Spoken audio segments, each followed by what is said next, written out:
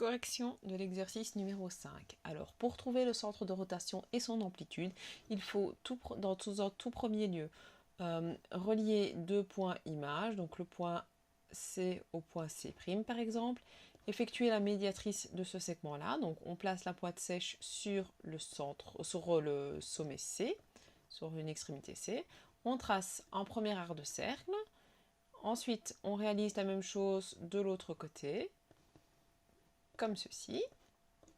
On met sur le côté, on trace la fameuse médiatrice qui passe par les deux intersections. Je fais pareil en reliant deux autres points, par exemple D'. Je réalise la médiatrice de ce segment-là. Voilà. Je fais le deuxième arc de cercle en partant de l'autre point d'extrémité du segment. J'obtiens mes deux intersections, je trace le segment qui passe par les deux intersections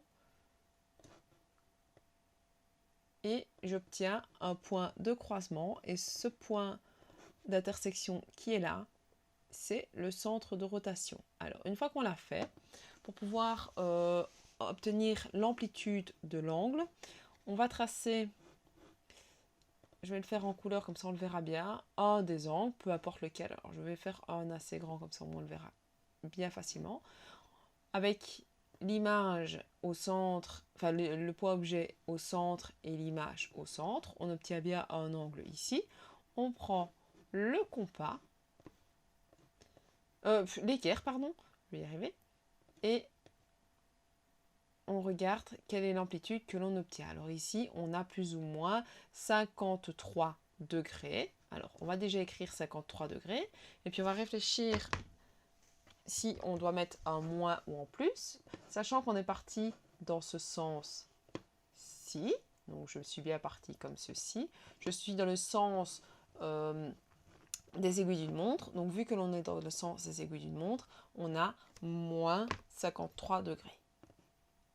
Voilà. N'hésite pas à refaire l'exercice étape par étape en arrêtant la vidéo là où tu en as besoin. Et je te dis bon travail!